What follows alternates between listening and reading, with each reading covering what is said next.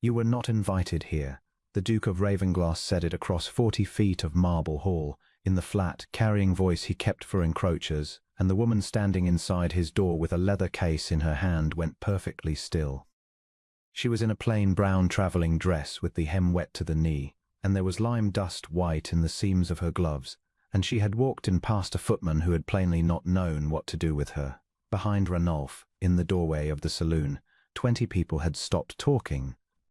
Lady Pellou's eyeglass came up. "I have an appointment, Your Grace," the woman said. "You have a great deal of assurance. That is not the same thing." He did not raise his voice. He had never needed to. "There is a door at the side of this house for business, and a day of the week for it, and neither of them is this. Good morning." She looked at him for the space of 3 breaths. "Good morning," said Miss Leonora Trask, and turned and walked out of Ravenglass Hall with her case under her arm, and did not slam anything, which he found afterwards he would have preferred. Mr. Hobday found him an hour later, and Mr. Hobday's face was the colour of paper. "Your Grace." "Was there? Did a lady call?" "A person called. Brown dress," said Hobday faintly. Yes. That was Miss Trask, Your Grace, of Coldbarrow." Hobday sat down without being asked, which in 11 years he had never done. She was bringing the executed counterpart of the Lyme agreement. She was bringing it herself because the roads are out at Sowerby and she would not trust it to a carrier. It was in the case. Ranulph set down his pen. The breakwater at Ravenglass was 240 yards out into a bay that had eaten 11 ships in his lifetime, and it had been 3 years building, and it employed 312 men of the town. And it would not stand one winter gale, unless it was finished by November with a lime that would set under salt water. There were 4 beds of that lime in the kingdom. 3 were spoken for. The 4th was Coldbarrow on the fell above Sowerby, and the Coldbarrow works held besides the lease of the only wharf on that coast from which the stuff be shipped. 99 years, 41 of them still to run. "Send after her," he said. "I did, Your Grace." Hobday swallowed. She sent back word. What word? That she was not invited. The Duke of Ravenglass sat for some time in a very quiet room. He went to Coldbarrow on the Thursday, in his own carriage, up a road that shook the teeth in his head.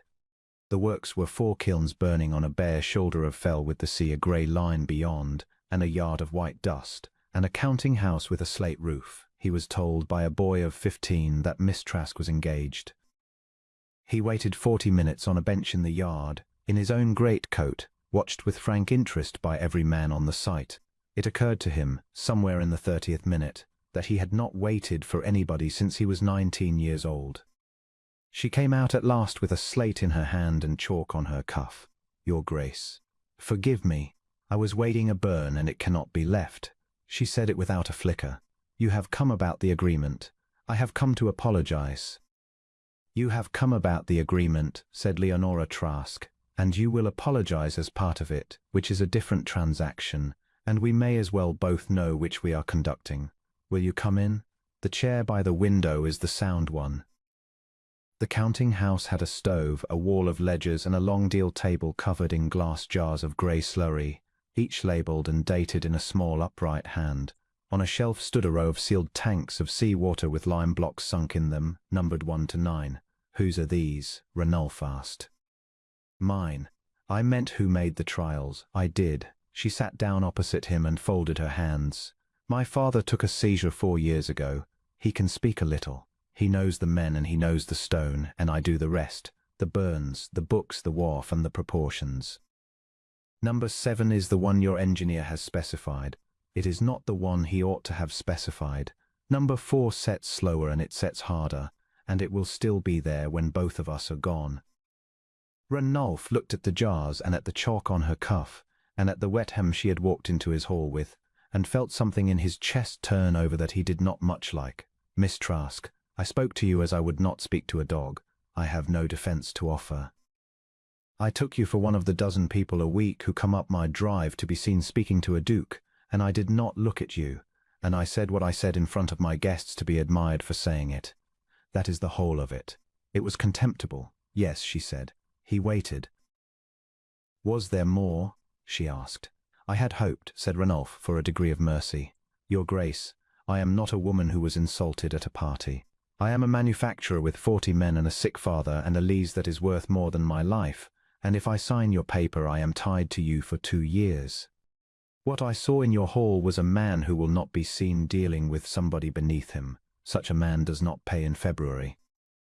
Such a man tells his agent to dispute the tonnage, and I have no lawyers and no time and no name, and I lose everything. She said it as plainly as a woman reading out a bill of lading. You have not insulted my feelings, your grace. You have shown me your terms. Ranulf Stern, 9th Duke of Ravenglass, discovered that he had nothing whatever to say. There is also, she added, taking up her slate again, Mr. Crowder. Who is Mr. Crowder? A canal contractor from Whitmore. He has offered to take a half share in the works, settle my father's debt, and marry me at Easter. She looked up. He is not a bad man, he is a loud one. I have not answered him. Ranulf found himself on his feet without any memory of rising.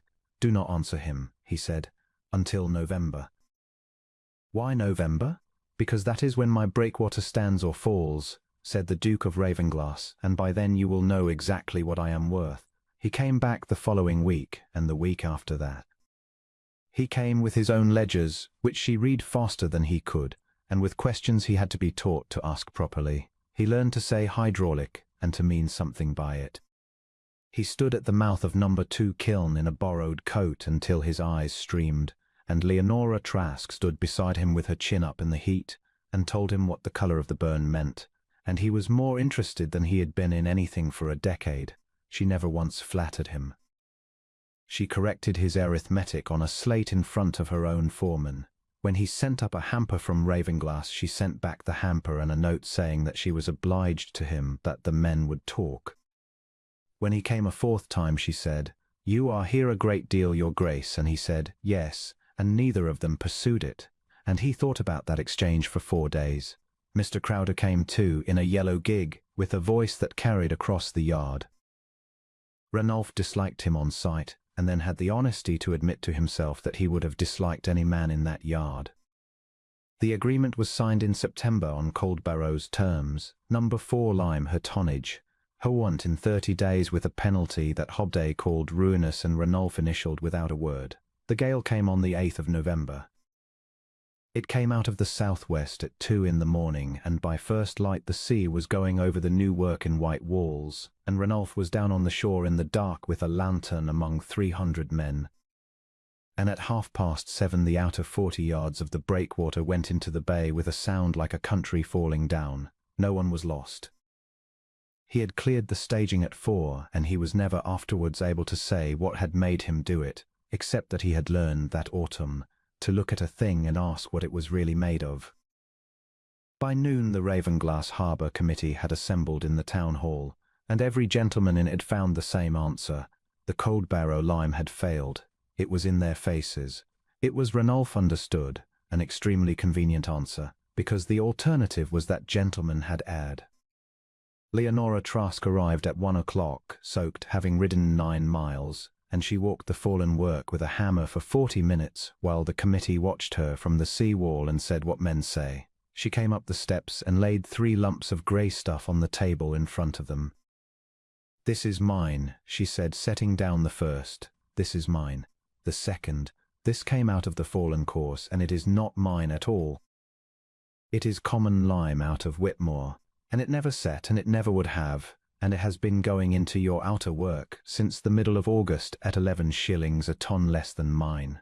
Weigh my deliveries against your engineer's returns. The difference is 412 tons. The room went entirely silent. "Who authorized it?" said a voice. "That," said Leonora, "is not my affair. I have brought you your stone. Good day, gentlemen." She was halfway to the door when the Duke of Ravenglass stood up. "Miss Trask, stay if you will." She stopped. "Gentlemen," said Ranulf, "the substitution was made by my resident engineer on my works under my seal to bring in a saving I had asked him to find. He will answer for the dishonesty. He will not answer for the pressure, because I applied it." He set his hands on the table. "There is a further matter which the town may as well hear from me. In May this lady came to my house to conclude the agreement that has kept this work standing, and I turned her out of my hall in front of my guests because she came to the wrong door in a wet dress. Everything that has gone wrong on that beach followed from the same fault in me. I told a woman who understood the work that she had no business in the room, and I have very nearly drowned my own town for it. Nobody moved. Old Sir Marcus Pellew took off his hat, which was the strangest thing Ranulph ever saw in that hall. "I am ashamed," said the Duke of Ravenglass, "and I am obliged to her, and I would take it as a kindness if this room never forgot either. They rebuilt in the spring, in number 4 all of it." He asked her in April, on the wharf with the tide coming in and both of them filthy. "Miss Trask," he said, "I am going to say 2 things badly. The first is that I want to marry you. The second is that I want Cold Barrow settled on you in trust, entire in your own name, to your separate use, before there is any question of a marriage at all, so that whatever you answer me, you cannot be ruined by having known me. Hodday has drawn it. It is signed. It is yours today." Leonora Trask took the papers and looked at them a long moment, and he watched her read them properly, line by line, because she was incapable of doing anything else, and he loved her for it so violently that he had to look out to sea. "You have made yourself of no use to me," she said at last, unsteadily. "I am aware. That was clever, Your Grace." "It was not clever. It was the only apology I had left that cost me anything." She folded the papers. She put them inside her coat. Then she stood on the wharf in the wind with lime dust on her gloves and said, "Then you had better ask me now, before I am too rich to bother." They were married in June in the church above the harbour, and the bells rang over a breakwater 240 yards long that has not moved since. Mr. Crowder sent a very handsome épergne and married a widow at Whitmore within the year, and prospered, and told the story ever afterwards as though he had introduced them. The Duchess of Ravenglass keeps her counting house. She is up the fell 3 days a week, and there is chalk on the sleeve of every gown she owns, and the row of sealed tanks stands now in a window of Ravenglass Hall, numbered 1 to 9, where the household dusts around them with enormous respect and no understanding whatever. There is a portrait of her in the marble hall, hung deliberately opposite the great door, in the brown travelling dress with the wet hem and the leather case under her arm. Ranulph commissioned it himself, and stood over the painter about the case. And every year on the anniversary of that first morning she comes down the stairs, and stops in the middle of the marble and says, "You were not invited here," and every year the Duke of Ravenglass crosses the hall to her and answers it the same way. "You are," he says, "always. There is no other door."